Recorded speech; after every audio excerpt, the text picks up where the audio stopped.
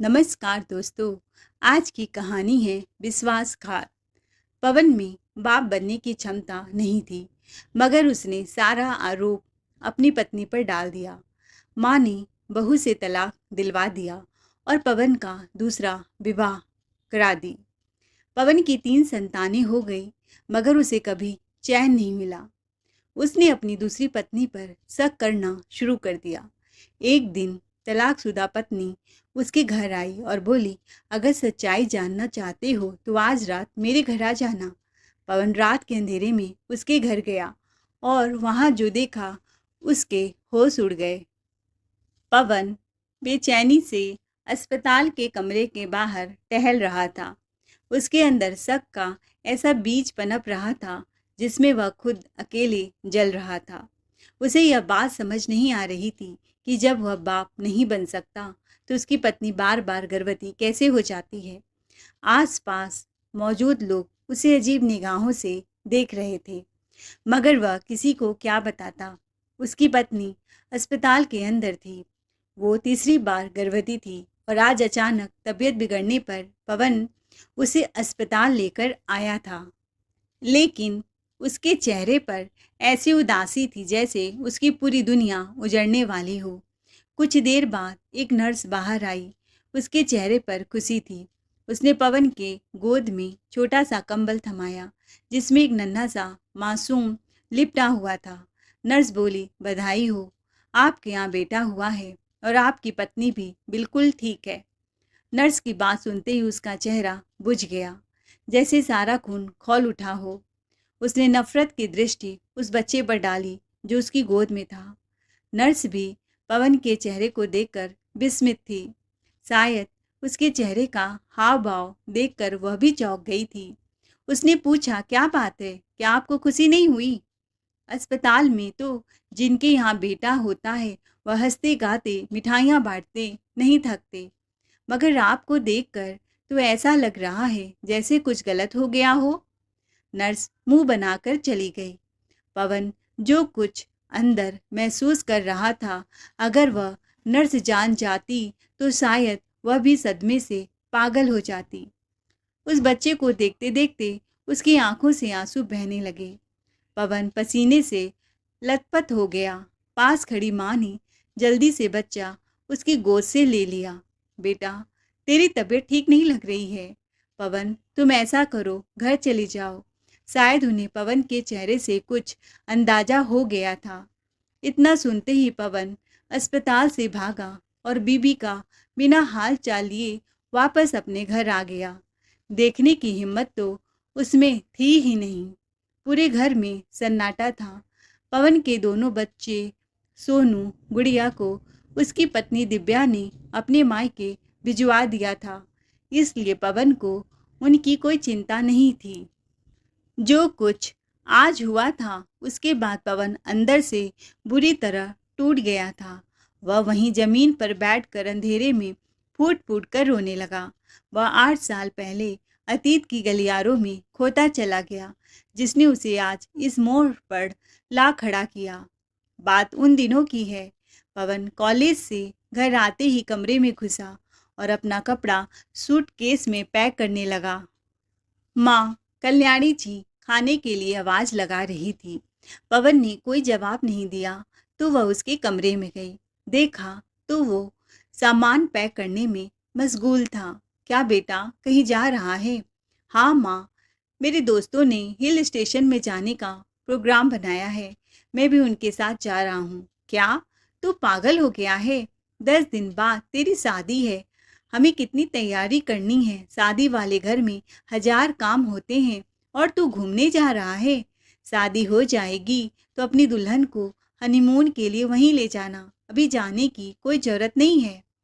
माँ, तुम कैसी बहकी बहकी बातें करती हो, बार बार यह मौका नहीं मिलता। पवन अपनी माँ की एक बात नहीं सुना और सूटकेस उठाया, माँ का चरण स्पर्श किया और वहां से निकल गया। कल्याणी जी बेटा बेटा कहती रह गई। दरअसल पवन की कॉलेज की पढ़ाई इसी वर्ष खत्म हुई और वह जवान था। उसे बाप के पैसे का घमंड था। उसे लगता था कि अब तो सारी आज़ादी उसे मिल गई है। आसमान को मुट्ठी में कैद कर लेना चाहता था। अपनी ज़िंदगी अपने हिसाब से जीना चाहता था।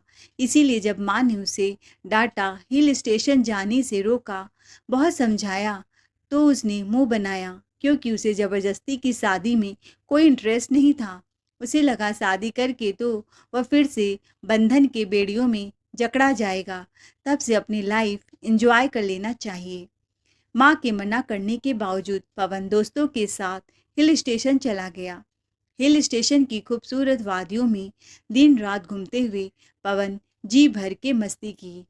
जेब में बाप के पैसे थे, जवानी का दंभ था, यह दुनिया उसे अपने कदमों के नीचे लगती थी। हिल स्टेशन आए हुए 3 दिन बीत चुका था, जब एक रात पवन के दोस्त उसके कमरे में आए। अरे यार, तू इतना जल्दी सो गया? यहाँ एंजॉय करने आया है कि सोने? सोने के लिए पूरी जिंदगी पड़ी है।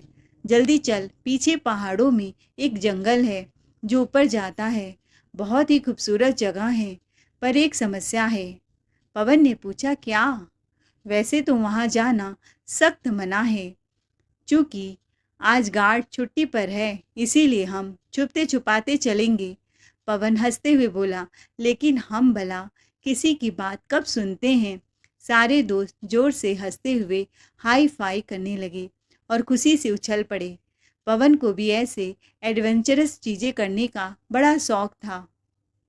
उसे ऐसे छुपे रास्तों की तलाश करने में बड़ा मज़ा आता था। रात के 9 बज गए थे। पवन के दोस्तों ने आवाज़ लगाया, जल्दी करो, लेकिन पवन का जूता मिल नहीं रहा था। पता नहीं कहाँ उसने हड़बड़ाहट में उतार फेंका था। तो पवन ने झुंझला कर एक हल्का साधारण सा जूता जो सामने दिखा पहन कर चला गया। यह जूता वह होटलों के कमरों में ही पहनने के लिए लाया था।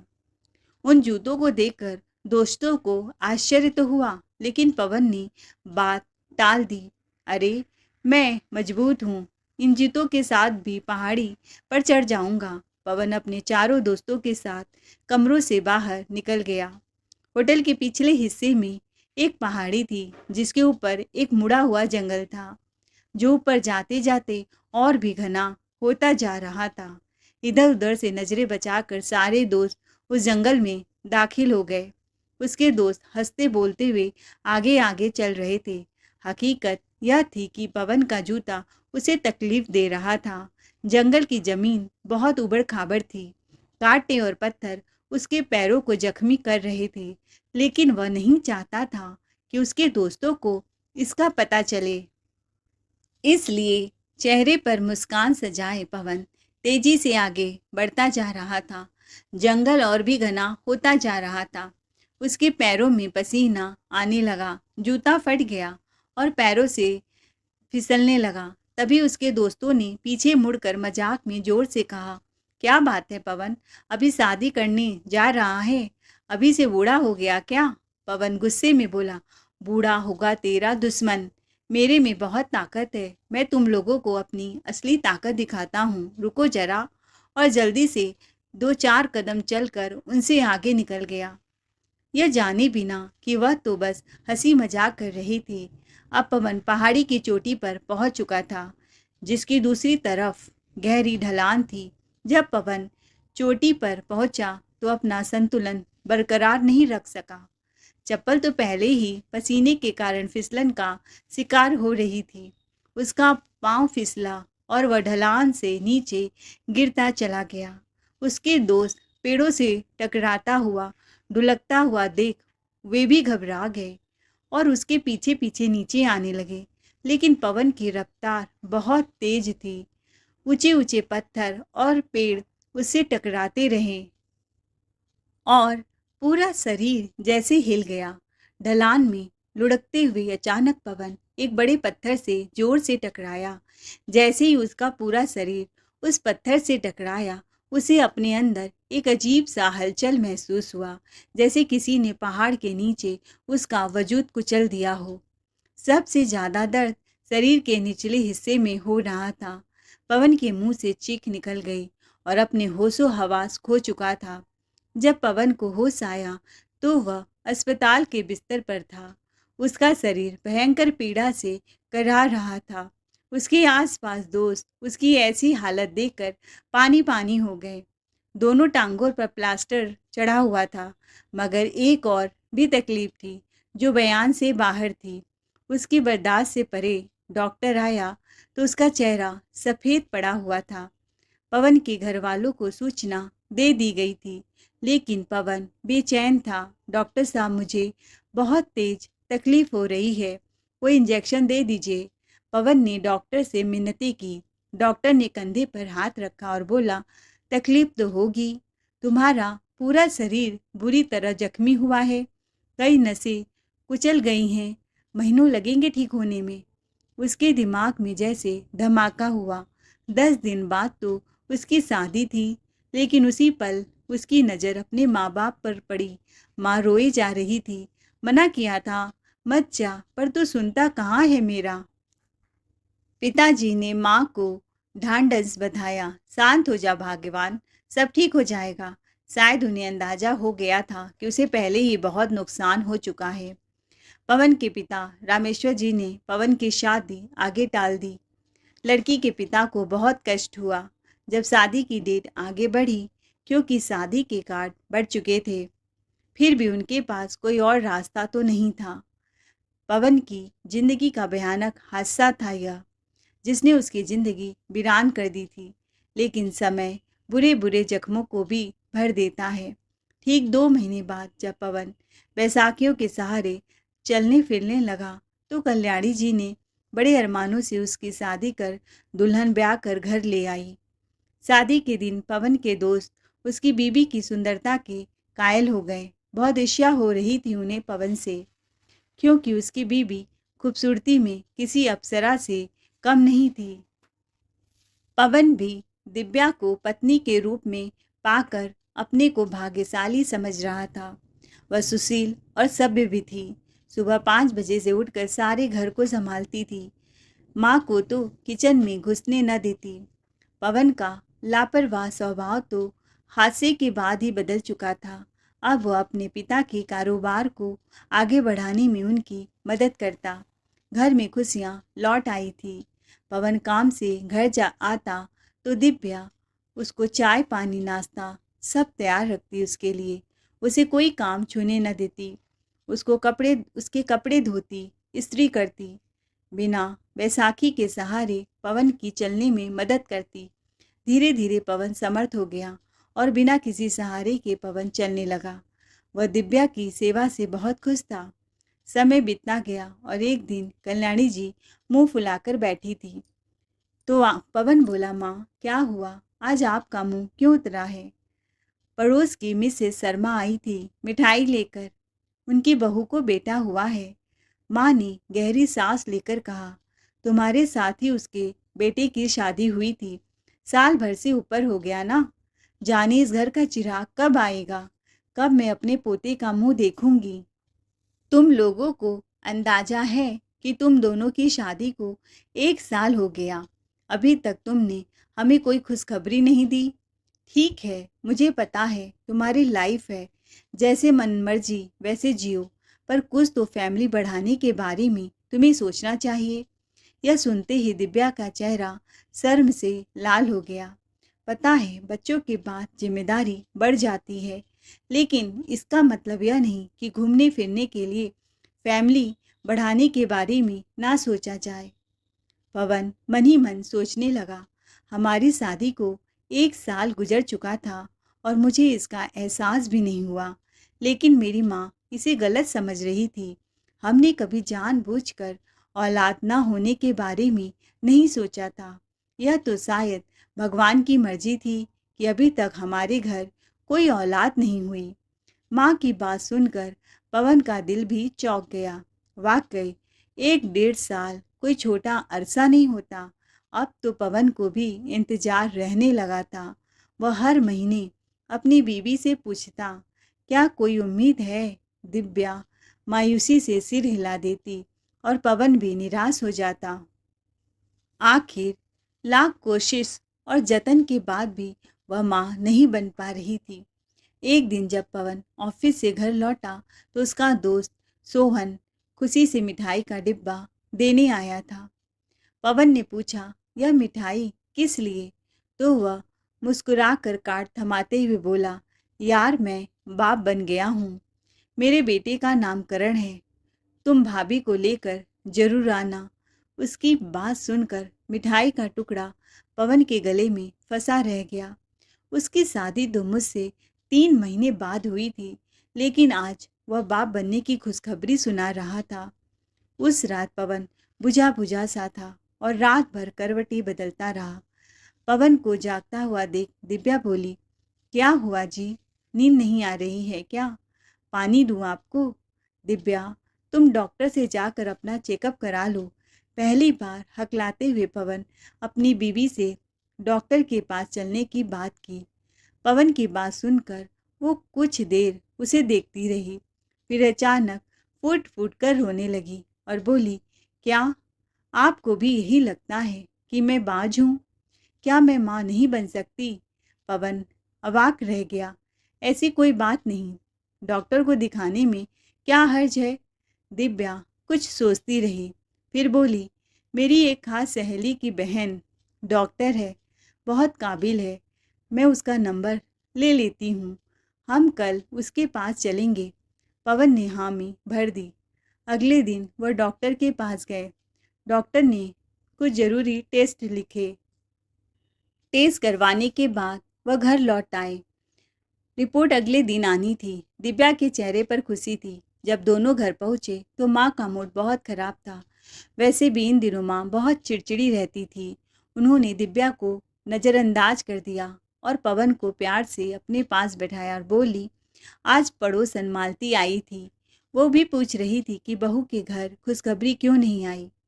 मैं तो लोगों को जवाब देते थक गई हूँ। माफ़ कर दे बेटा, न जाने किस मनहूस लड़की को तेरे पल्ले बांध दिया। इसके अंदर कोई कमी है तो तेरी जिंदगी बर्बाद करने की जिम्मेदार मैं हूँ। माँ की आंखों में आंसू देखकर पवन बहुत परेशान हो गया। उनकी बातों ने पवन को अंदर से हिला दिया, लेकिन पवन अपनी पत्नी पर बहुत भरोसा करता था। बेचारी का कोई कसूर नहीं था, फिर क्यों दोषी ठहराई जा रही थी। कुछ दिन बाद टेस्ट की रिपोर्ट आ गई। दिव्या खुशी से बहुत चहक रही थी। उसकी खुशी देखकर तो पवन समझ ही गया कि रिपोर्ट नॉर्मल आई है और वह उत्साहित होते हुए बोली, देखो पवन, मेरा रिपोर्ट सब ठीक है। भगवान ने चाहा तो हम बहुत जल्दी माँ बाप बन जाएंगे। चिंता की कोई बात नहीं है। पवन को बहुत तसल्ली हुई। पवन ने फिर से इंतज़ार करना शुरू कर दिया। दिव्या हफ्ते में 3 बार डॉक्टर से अपॉइंटमेंट लेकर उनसे मिलने जाती। पवन से ज़्यादा शायद वह खुद औलाद के लिए बेताब थी। ऑफिस में भी लोग पवन से पूछने लगे थे। वक्त यूं ही बीतता गया। तकरीबन 3 साल गुजर चुके थे। एक दिन जब पवन घर आया तो देखा कि दिव्या पानी की एक बोतल में कुछ पुड़िया डाल रही थी। उसने पूछा, यह क्या कर रही हो? दिव्या देखते ही चौंक गई, जैसे कोई गुनाह करते हुए पकड़ ली गई हो। उसका चेहरा पीला पड़ गया। कुछ देर तक पवन को घूरती रही, फिर फूट फूट कर रोने लगी। न जाने भगवान मेरी कितनी परीक्षा ले रहा है। हम दोनों में कोई कमी नहीं है, फिर भी न जाने बच्चे का सुख कब मिलेगा। यहीं सबसे परेशान होती हुई मेरी माँ को एक तांत्रिक बाबा ने यह पुड़िया दिया है। इसे खाने से देखना मैं जल्दी माँ बन जाऊंगी। पवन बोला, यह क्या अंधविश्वास में पड़ गई हो? वह रोती हुई कमरे से बाहर चली गई और पवन अपनी जगह खड़ा रह गया और मन ही मन सोचने लगा, किसने कहा कि मैं स्वस्थ हूँ? मैंने तो आज तक अपना चेकअप करवाया ही नहीं था। पवन रात भर बेचैनी से इधर उधर टहलता रहा। एक के बाद एक सिगरेट पीता रहा। बार बार यही ख्याल आ रहा था, एक बार उसे भी अपना टेस्ट करवा लेना चाहिए। दिव्या तो इन 3 सालों में कई टेस्ट करवा चुकी थी और सारे क्लियर थे। अगले दिन पवन चुपचाप अपनी पत्नी के उसी रिश्तेदार के पास चला गया, जिसकी दूर की बहन के पास दिव्या खुद को दिखाने जाती थी। वह एक अच्छा और शरीफ लड़का था। पवन ने उससे वादा लिया कि उसकी रिपोर्ट के बारे में वह घर में किसी को कुछ नहीं बताएगा। वह खुद भी डॉक्टर था। उसने पवन का अच्छे से चेकअप किया और वादा किया कि वह कुछ नहीं बोलेगा। कुछ टेस्ट लिखकर दे दिए, लेकिन उसके चेहरे पर छाई मायूसी पवन को पहले ही सहारा दे रही थी। जब टेस्ट की रिपोर्ट आई तो डॉक्टर ने फ़ोन करके पवन को बुलाया। प्लीज़ जल्दी आ जाइए, ऐसी बातें फ़ोन में नहीं हो सकती। पवन घबराता हुआ डॉक्टर की क्लिनिक में पहुंचा। क्या आपके साथ कोई हादसा हुआ था मिस्टर पवन? पवन ने डॉक्टर को वही पुरानी एक्सीडेंट के बारे में बताया, जिसमें उसके आंतरिक नसों को काफ़ी चोट पहुंचा था। डॉक्टर ने कहा, उस हादसे की वजह से आपके अंदर कुछ नुकसान हो गया है। आपकी मर्दाना ताकत को गंभीर नुकसान पहुंचा है और अब आप बाप बनने के काबिल नहीं रहे। यह सुनकर ऐसा लगा जैसे कोई पहाड़ पवन के सिर पर टूट पड़ा हो। पवन हड़बड़ी से घर जाने लगा, लेकिन जाने से पहले पवन ने डॉक्टर से सख्ती से कहा कि वह दिव्या से इस बात को गुप्त रखे। अब पवन को अफसोस हो रहा था कि काश दिव्या के रिश्तेदार डॉक्टर के पास ना आता चेकअप के लिए। दिन बीतते गए और 6 महीने और गुजर गए। लोग बार बार सवाल करते और पवन की जिंदगी मुश्किल बना देते। कल्याणी जी तो गुस्से में बौखलाई हुई थी। अब तो वह मुंह पर दिव्या को रोज खरी खोटी सुनाने लगी। दिन रात दिव्या को ताने देती रहती। पवन ने अपनी नामर्दी की बात सबसे छुपा रखी थी, ताकि किसी को कानों कान खबर ना हो। जब भी माँ दिव्या को बाज कहती, वह रात भर सिसकती रहती, रोती रहती, पर किसी से कुछ ना कहती। लेकिन पवन की कभी हिम्मत नहीं होती कि वह दिव्या को बताए। असल में कमी तो पवन में थी। 3 महीने झेलते झेलते कल्याणी जी की सहनशक्ति जवाब दे चुकी थी। उन्होंने पवन पर दबाव डालना शुरू कर दिया कि इस बाज औरत को घर से निकाल दे, तलाक दे दे, मैं तेरी दूसरी शादी करवा दूंगी। पर पवन अच्छे से जानता था, चाहे वह दूसरी या तीसरी शादी कर ले, पर औलाद तो इस जन्म में होना मुश्किल है। घर की रोज रोज की झगड़े से पवन तंग आ गया था। दिव्या भी अब हर वक्त बुझी बुझी सी रहने लगी थी। माँ तो दिव्या को कोई शुभ कार्य में हाथ लगाने न देती। हार कर एक दिन पवन ने उसे तलाक दे दी। जब उसे तलाक का कागज मिला, वह कुछ पलों तक पवन को देखती रही और फिर खामोशी से घर से निकल गई। माँ तो भगवान के मंदिर में लड्डू चढ़ाने चली गई कि उस बाज औरत से छुटकारा मिल गया। अब घर में किलकारियाँ गूंजेंगी, बच्चे आंगन में खेलेंगे। लेकिन पवन दिल ही दिल में बहुत पछता रहा था। दिव्या को तलाक उसने इसलिए दिया ताकि वह माँ के अपमानों से उसका पीछा छूट सके, और फिर खुद को काम में व्यस्त रखने की कोशिश करने लगा। दिन ऐसे ही बीत रहे थे। एक दिन जब पवन काम से लौटा तो घर में कुछ अलग सी चहल पहल महसूस हुई। माँ किसी मेहमान के साथ हंसते बोलते हुए दिखी। वह मेहमान कोई और नहीं, दिव्या की मौसी की बेटी थी। माँ के साथ एक खूबसूरत सी लड़की भी बैठी थी, जो मुश्किल से 21 साल की होगी। पवन को हैरत हुई कि माँ इन लोगों से इतनी अच्छे से कैसे बातें कर रही थी। पवन चुपचाप अपने कमरे में चला गया। रात हुई, कल्याणी जी कमरे में आई तो वह बहुत खुश थी। उन्होंने बताया, पहली पत्नी दिव्या की मासी आज हमारे घर आई थी और वह अपनी बेटी के लिए तेरा रिश्ता मांग रही थी। यह सब उसने खुद नहीं सोचा, बल्कि तेरी पहली पत्नी ने ही उसे यह करने को कहा था। पिताजी की दौलत और जायदाद अच्छी खासी थी और पवन शहर के एक पॉश इलाके में रहता था। बेचारे वो लोग गरीब हैं। माँ को लग रहा था कि यह सब सिर्फ दौलत और जायदाद के लालच में हो रहा है, लेकिन फिर भी वह बहुत खुश थी। उन्हें इस बात से क्या फ़र्क पड़ता था कि उसके पीछे क्या राज है। उन्होंने पवन की शादी की तैयारियां शुरू कर दी। पवन ने विरोध किया, क्योंकि वह किसी लड़की की ज़िंदगी बर्बाद नहीं करना चाहता था। पर माँ ने खाना पीना सब त्याग दिया, तो माँ के जिद के चलते उसने घुटने टेक दिए और शादी करके एक नई दुल्हन नैना को ब्याह कर घर ले आया। माँ बहुत खुश थी, लेकिन पवन को अंदर ही अंदर पता था कि इस शादी का अंजाम भी वही होगा। घर वाले औलाद का इंतज़ार करेंगे और कुछ वक्त बाद नैना को भी ताना मारेंगे। नैना खूबसूरत और जवान थी। उसे अभी तक पवन की कमजोरी का पता नहीं था, इसीलिए वह उस पर बहुत प्यार लुटाती थी। शादी को 3 महीने हो चुके थे। पवन दिल के साथ काम पर जाता और थके चेहरे के साथ लौट आता। लेकिन एक रोज कुछ अजीब हुआ। जैसे ही पवन घर पहुंचा, नैना उल्टियाँ करने लगी।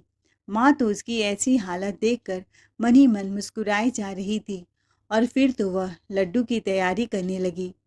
मैंने कहा, माँ, ये सब क्या है? पवन ने कहा, तुम मिठाई बांटने जा रही हो? अरे बेटा, बरसों से जिस खुशखबरी का इंतजार कर रही थी, आज वह पल आ गया है। तू बाप बनने वाला है। तेरी बीवी प्रेग्नेंट है। सुबह से उल्टियाँ कर रही है। आज उसकी तबीयत बिगड़ गई थी। मैं उसे अस्पताल ले गई और डॉक्टर ने यह खुशखबरी दी है। माँ को लगा पवन खुशी से झूम उठेगा, लेकिन पवन तो जड़वत खड़ा रह गया।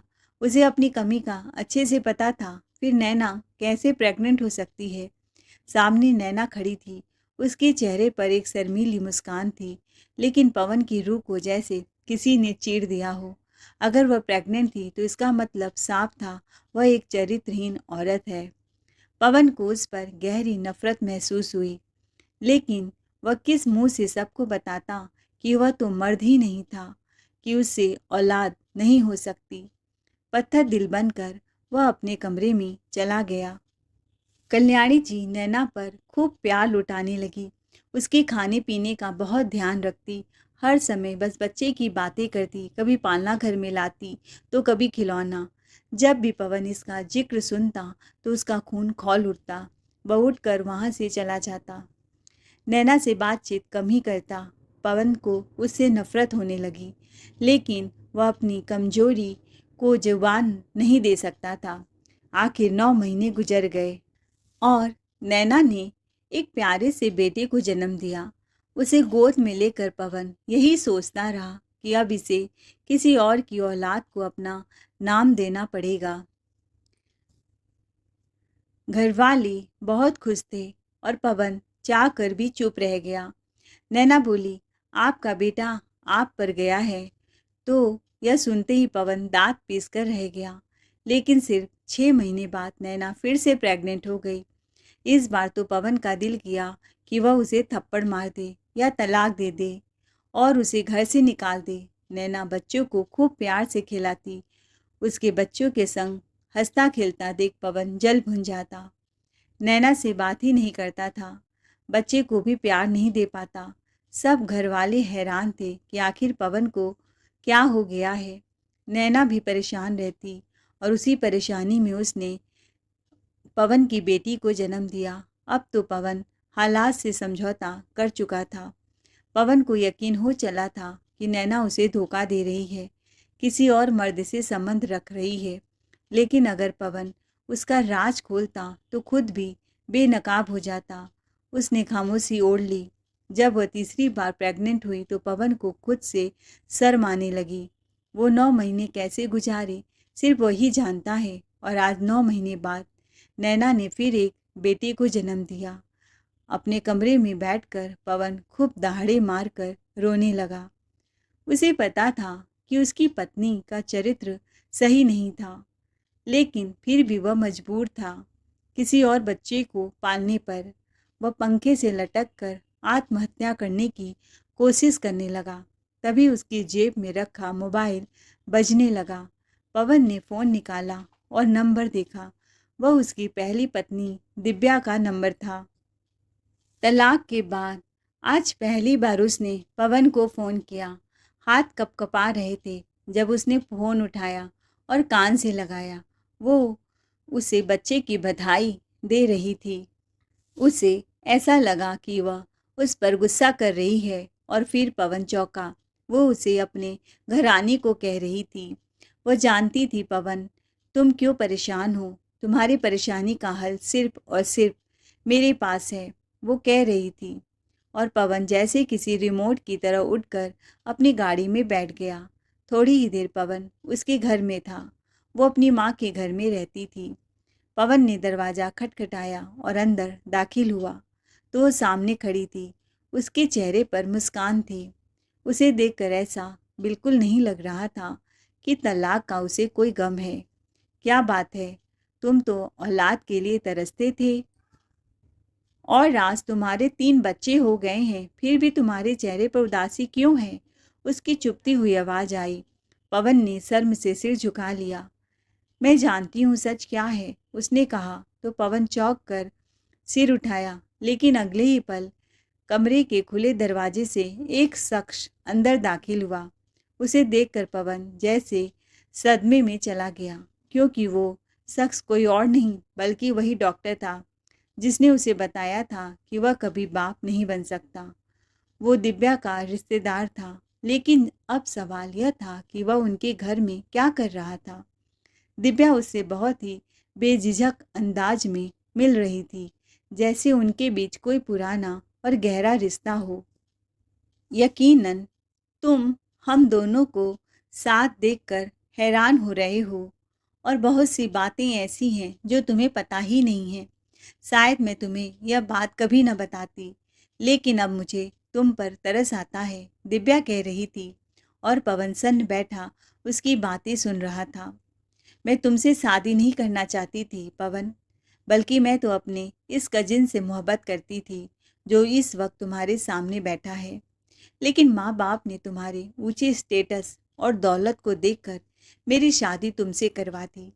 शादी के पहले ही दिन मैंने यह फैसला कर लिया था कि मैं औलाद नहीं पैदा करूंगी और जल्दी ही तुमसे तलाक ले लूंगी। तुम्हारी सूरत देखकर मुझे बेहद गुस्सा आता था, क्योंकि तुम ही वह इंसान थे जिसकी वजह से मेरी मोहब्बत मुझसे बिछड़ गई थी। जब तुम लोग औलाद के लिए बेचैन होने लगे तो मैंने जानबूझकर तुम्हें अपनी एक रिश्तेदार डॉक्टर के पास ले आई, क्योंकि वह मुझसे मोहब्बत करता था। इसीलिए उसने वही किया जो मैंने कहा। मैंने खुद तो गर्भ निरोधक दवाइयों का इस्तेमाल किया, लेकिन उसने तुम्हें यह नहीं बताया। बस इतना कहा कि यह भगवान की तरफ से देर है। मुझे पता था कि एक ना एक दिन तुम किसी मर्द डॉक्टर के पास ज़रूर जाओगे, इसीलिए मैंने बहाने से तुम्हें अपने कजिन से मिलवाया और उसने जानबूझकर कह दिया कि तुम बाप नहीं बन सकते, जबकि ऐसा कुछ भी नहीं था। अब तुम्हें लगता है कि तुम्हारी मौजूदा बीवी से जो बच्चे हैं वह तुम्हारे नहीं हैं, जबकि यह एक झूठ है। वह बच्चे तुम्हारे ही हैं। तुमसे तलाक लेने के बाद मुझे तुम पर अफसोस हुआ।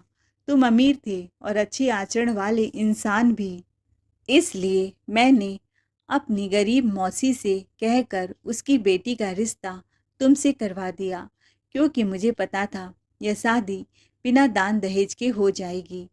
अब तुम्हारी दूसरी शादी को कई साल बीत चुके हैं और शायद तुम्हें यह नहीं पता कि मैं और मेरा वही कज़न अब शादीशुदा हैं।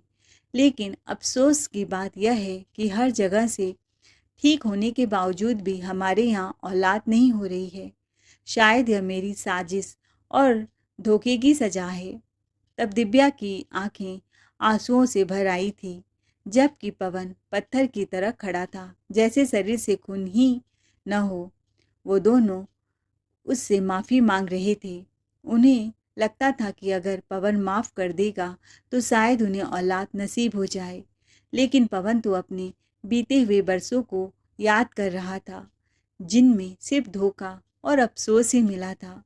उसकी आंखों से आंसू बहने लगे।